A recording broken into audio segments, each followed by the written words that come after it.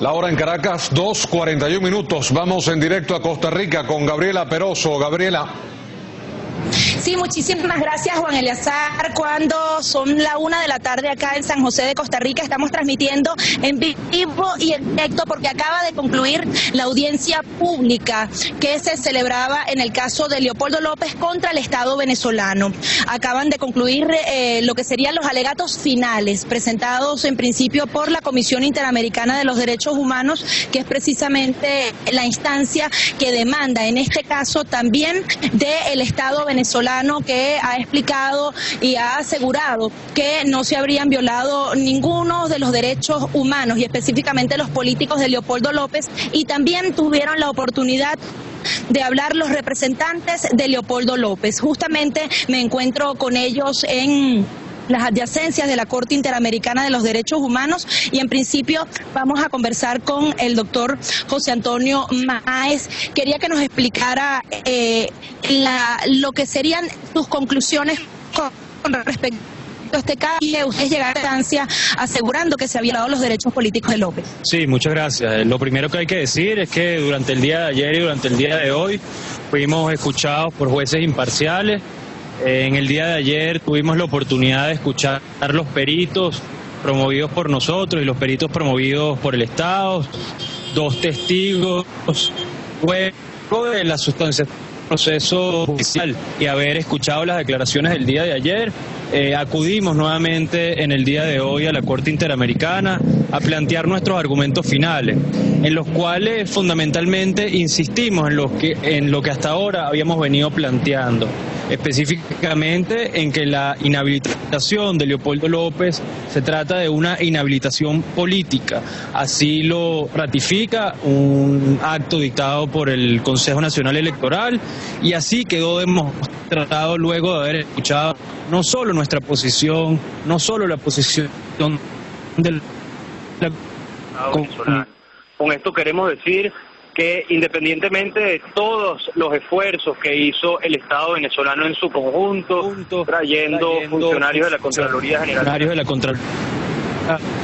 de la Procuraduría General de la República y por supuesto del Poder Ejecutivo, de la Cancillería, trataron de justificar bajo distintas argumentaciones que no se habían violado los derechos políticos de Leopoldo López.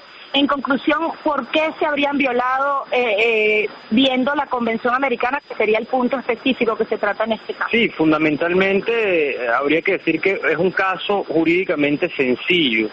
La Convención Americana sobre Derechos Humanos establece unos límites exclusivos para la limitación del ejercicio de los derechos políticos. Derechos políticos que comprenden el acceso a la función pública en sus distintas manifestaciones y el derecho a votar y a ser electo. Las razones exclusivas que establece dicho artículo son razones de edad, de nacionalidad, de residencia, de capacidad civil o mental o por condena penal definitivamente firme. Es claro que el Contralor General de la República, como funcionario del Poder Ciudadano, no dicta sentencias penales, motivo por el cual el Contralor General de la República no puede inhabilitar políticamente. Se intentaron justificar unas, distintas acepciones de la inhabilitación política. Se plantea que existe una inhabilitación para el ejercicio de funciones públicas que, que produce las mismas consecuencias jurídicas.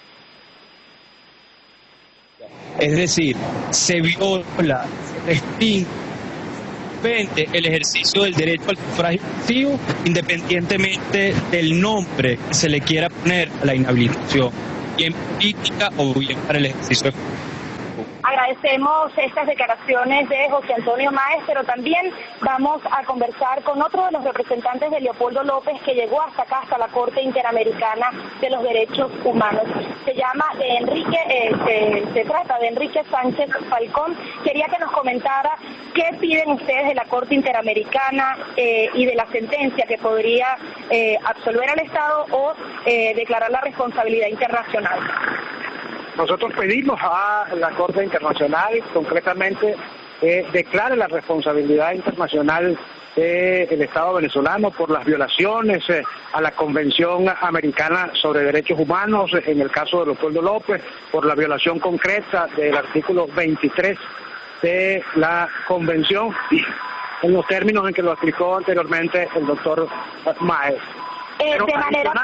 Pero adicionalmente se le solicita a la Corte que restituya los derechos políticos del señor Leopoldo López, ordenándole al Estado venezolano que deje sin efecto las inhibiciones políticas que han sido dictadas por el Contralor General de la República y que al mismo tiempo ordene al Consejo Nacional Electoral que permita la inscripción de Leopoldo López para cualquier elección popular en Venezuela.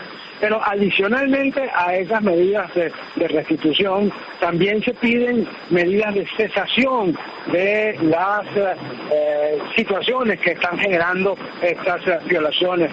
Particularmente se solicita que se le ordene al Estado venezolano que reformule, modifique el artículo 105 de la Ley Orgánica de la Contraloría General de la República, que es evidentemente contrario a la Convención, y que además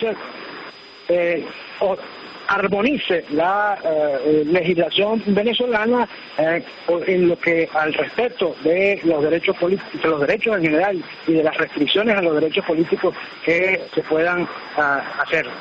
Y finalmente hay una solicitud de medida de restitución general que debería dictar la Corte Interamericana de Derechos Humanos para proteger a todas aquellas personas que han sido inhabilitadas por el Contralor General de la República en los mismos términos en que ha sido inhabilitado Leopoldo López, es decir, inhabilitados políticamente sin que existe o medie una sentencia dictada por un juez en materia penal. Por último y brevemente, doctor, Germán Saltrón, el agente del Estado, aseguraba que este tipo de sentencias no eran de obligatorio cumplimiento y que será la Sala Constitucional quien la revise en su momento. ¿Esto es así? En absoluto. El hecho de que el Estado venezolano haya suscrito, ratificado y forme parte de la Convención Americana sobre Derechos Humanos obliga al Estado venezolano a respetar las decisiones de todos los órganos del Sistema Interamericano de Derechos Humanos y obviamente también de la Corte Interamericana de Derechos Humanos. Sabemos efectivamente que se han producido esas declaraciones del señor Saltrón, que usted mencionó, y de otros funcionarios, pero que no pasan de ser decisiones que simplemente están desconociendo lo que es la obligatoriedad del régimen de protección o del sistema de protección de derechos humanos que rige en América, que existe en América. Bien, declaraciones entonces de Enrique Sánchez Falcón, representante de Leopoldo López acá ante la Corte Interamericana de los Derechos Humanos. Queríamos destacar también que pedimos una entrevista en vivo y de las diferentes representaciones del Estado que se encontraban en este lugar. Sin embargo, ellos solamente emitieron una única declaración a todos los medios de comunicación que se encontraban en el lugar y es por eso que tampoco les podemos llevar esas declaraciones en vivo y en directo. Pero en breve ustedes podrán entonces ver en una nueva emisión de Noticias Globovisión lo que dijo el agente del Estado, Germán Saltrón, quien aseguró entonces que estas condenas o estas sentencias de la Corte Interamericana no eran de obligatorio cumplimiento. Nosotros con esta información volvemos contigo, Juan. Sí, Gabriela Peroso, quien se trasladó hasta Costa Rica, la sede de la Corte Interamericana de los Derechos Humanos, para dar cobertura a esta audiencia. Vamos a continuación con declaraciones que al respecto ofreciera